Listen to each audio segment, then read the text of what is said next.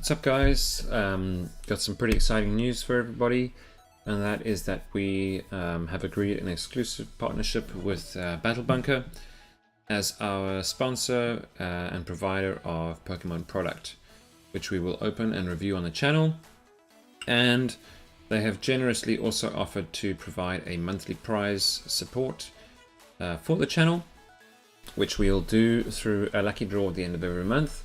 Basically, what you need to do is leave a comment on the videos throughout the month. Every comment on a video will give you one entry into the draw.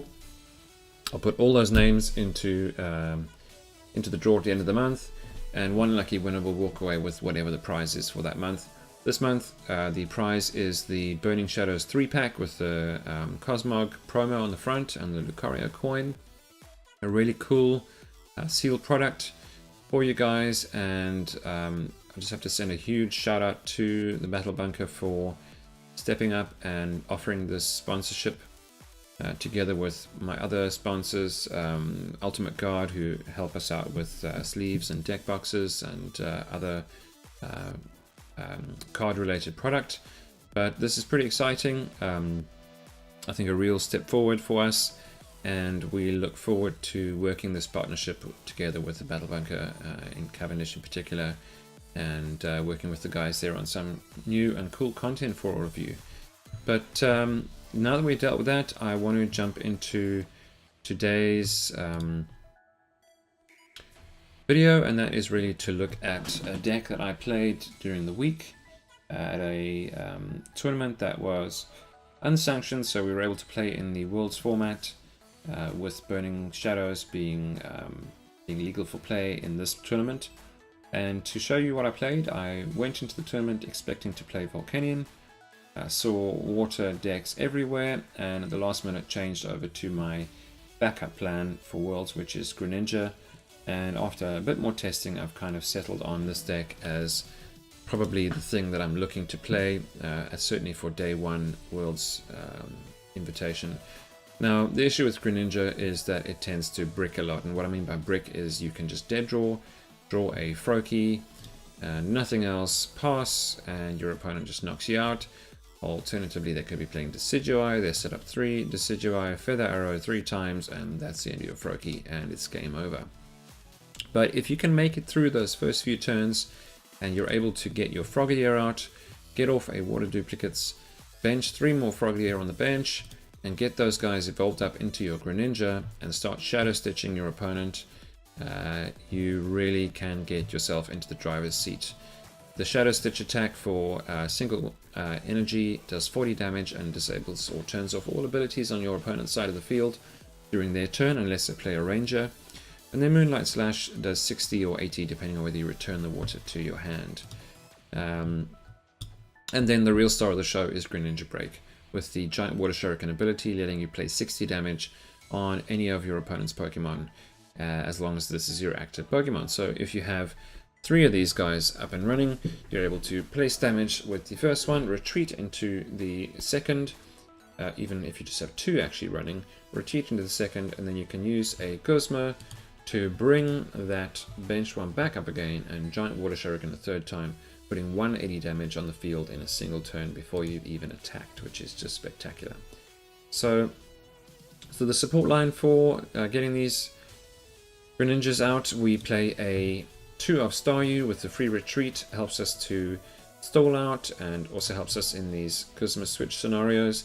And then the Starmie, which is the star of the evolution line, has the Space Beacon ability, letting you discard a card from your hand and then get 2 basic water energies out of your discard pile back into your hand to reuse for that Giant Water Shuriken ability.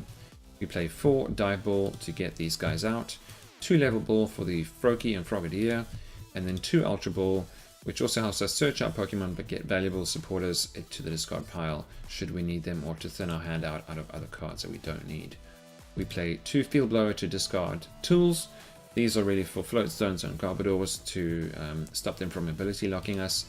And we play 2 Rescue Stretcher and a single Super Rod in terms of Pokemon and energy recovery, on top of the Starmie for energy recovery.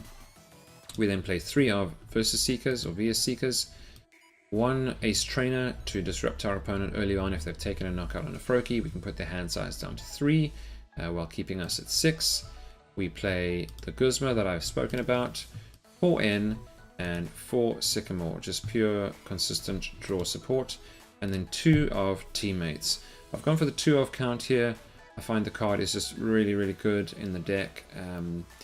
This is debatable whether this should be switched out for another Silent Lab, and I'll talk about that in a second, or potentially for a Ranger if you need to play the Mirror Match, because the Mirror Match is just horrible without a Ranger. So before I get to the Silent Lab, we play 3 Choice Band to take extra damage on EXs and GXs, 3 Splash Energy so that if a Pokemon is knocked out, the entire line returns to our hand, which is just super good for recovery and keeps our line of Greninjas just streamed and consistent. And then we play 7 Water Energy to power up the attacks and the Giant Water Shurikens. You want to be leaving the Splash Energy on your Pokemon at all times. The Silent Lab, we play a 1 of in here only, and I would like this to be a 2 if not 3 count to deal with Giratina Promo. The Giratina Promo is a basic Pokemon that has an ability that stops any break Pokemon from having abilities. So it turns off our Giant Water Shurikens basically, and I think if you're able to get the Silent Lab down, get off 2 Giant Water Shurikens, you could potentially get yourself back in the game, but it is definitely a difficult matchup. Because I'm expecting people to be expecting Greninja at Worlds, I am expecting to see Giratina Promo in a lot of players' decks. So this is something that I'm trying to figure out how best to deal with, because a single copy is so easily field blowed away, but that is the way it is.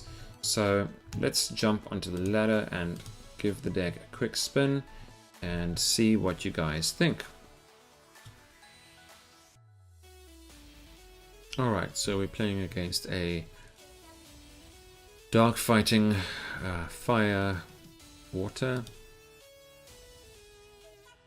This could be an Umbreon maybe with EBs, or not really sure what we're up against. We do start with a Mulligan.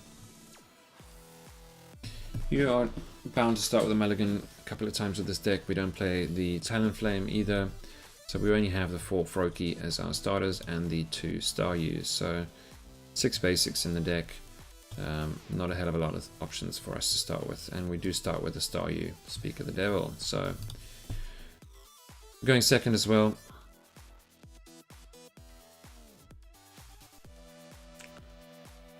Okay, so it's a Lycanroc. Interesting. Possibly a Lycanroc with evolutions. Not sure what the Dark is.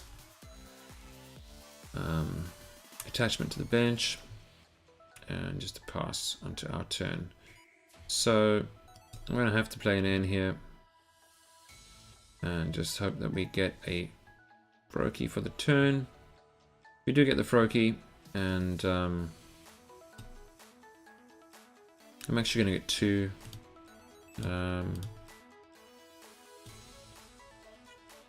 2 Froakies into play here. Do we want to get 2 Froakies into play? If he's got the Float Stone and the Bloodthirsty Eyes, Lycanroc, he'll be able to take a knockout. But we don't have any other supporter, so we're going to have to risk it, I'm afraid.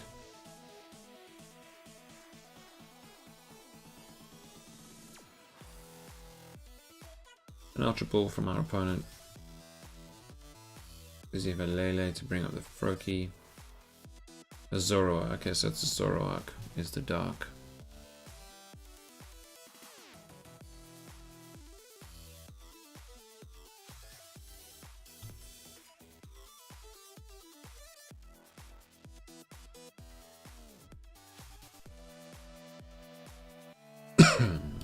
And a Sycamore from our opponent, looking for the Float Stone and a double colorless.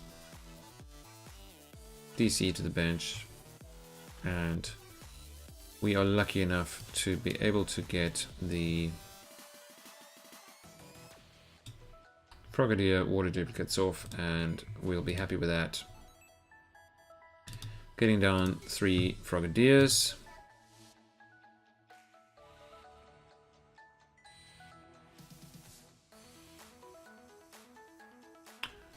And our opponent can use the Mind Jack here on the Zoroark to take a knockout. But we do have that Teammates in our hand, which will allow us to get any 2 cards out of our deck if he does take a knockout. Those 2 cards for me would be a... Okay, well, it doesn't matter now. He's going to play an in. Going to get a fresh hand of 6. So we do get the Greninja and a Splash Energy. Going to retreat and go for the Claw Slash for the knockout here.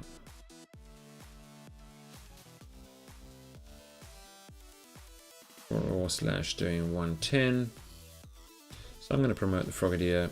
There's no point in putting the Staryu up. We do need to have an active here.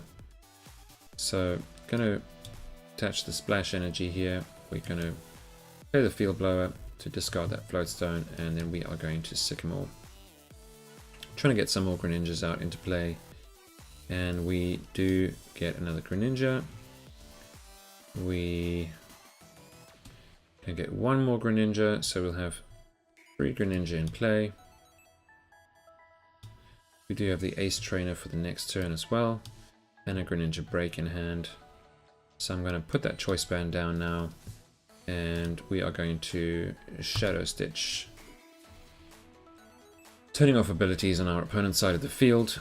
So no access to Bloodthirsty Eyes and the stand-in on the Zoroark.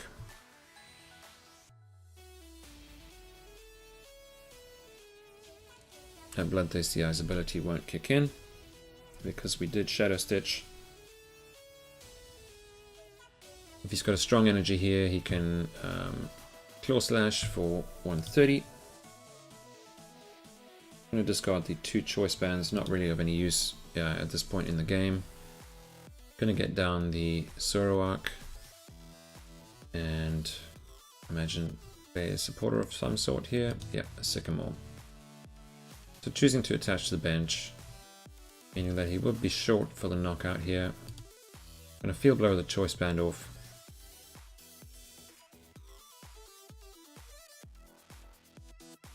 And then Dangerous Rogue, so using his GX attack to do the 150. And that line will come back into our hand. We'll promote the Greninja on the bench.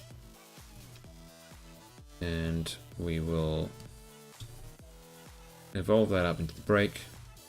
We will Giant Water Shuriken here onto the active. We possibly should have attached that for turn. But we do draw into another energy for the bench. We can now retreat that into the other Greninja Break. We can, let's see here, we're going to do 140. So I would like to keep the ability lock on, so I'm going to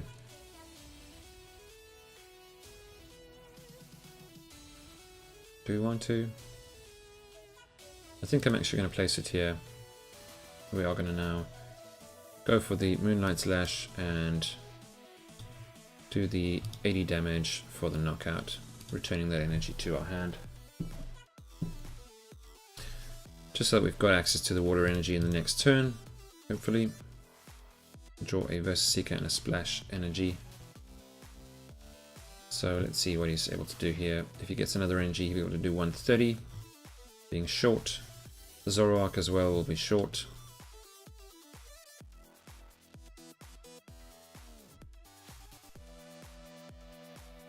And what can our opponent do here? Going to play the Kukui. Alright, so another strong energy, and he would actually have the knockout here. Timer Ball. Heads and heads. Going to get a Zoroark out.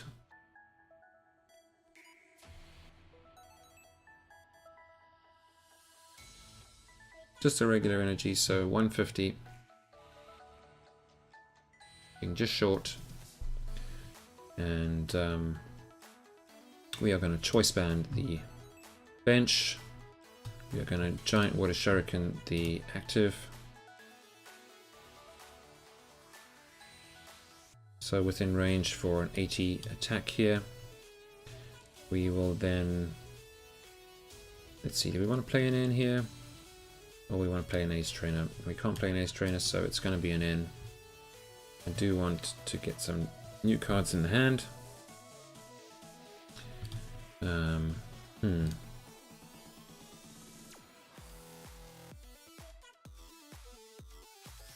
to Stretcher here and get a Brokey out. Put that down on the bench. I'm going to retreat into this Greninja, and then I'm going to main Light Slash, leaving the energy on, doing 90 damage and taking the knockout.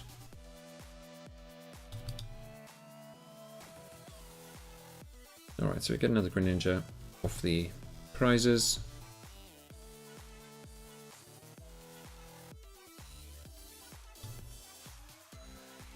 Our opponent's going to be able to get a Mind Jack off here. So the Mind Jack will do 100 damage.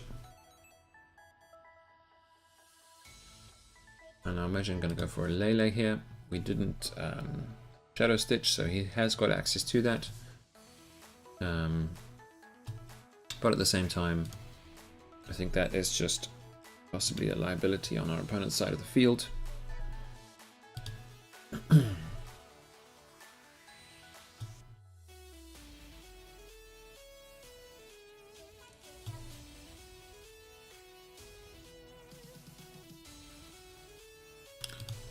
Interesting to note how many items we played throughout the game. So we've played a total of 5 items. That would be 100 damage with Garbodor. And he's going to shuffle back some Lycanrocs into the deck, get a Rockruff down onto the bench, and try and power up another Lycanroc. And then Mind Jack for the 100 damage. Alright, so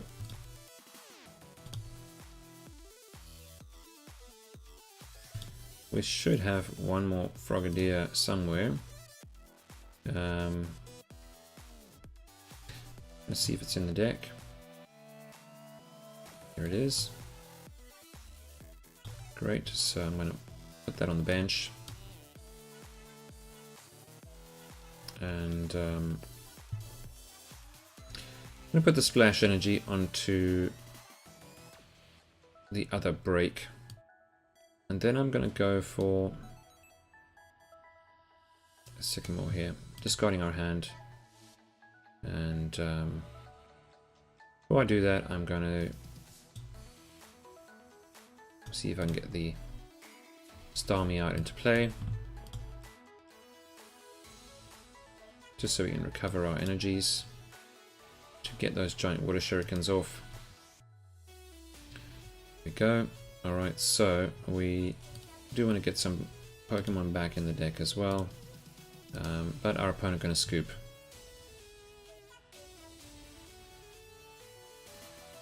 Alright, so we take the win against a Lycanroc box type deck. And you can see the power of the giant water shuriken and the shadow stitching to turn off abilities, really just putting the game in our favor in that matchup. So that's the deck. Leave your comments down below, let me know what you think, what you would change, if anything. There's a lot of different builds out there. I do feel that this build has got a lot of strengths, but again, I think it suffers against Giratina Promo, and it does have a tendency every now and again to brick. So it's definitely a best of 3 type deck, not a single round elimination type deck. And yeah, let's leave some comments, and as I said, those comments will enter into the competition for that 3-pack Burning Shadows booster. And we'll have more news for you as well around other special promos we'll be doing together with the Battle Bunker later on the channel. So keep an eye out, guys, and like, comment, and subscribe. Cheers! Once again, a huge shout out to our sponsors, the Battle Bunker and Ultimate Guard.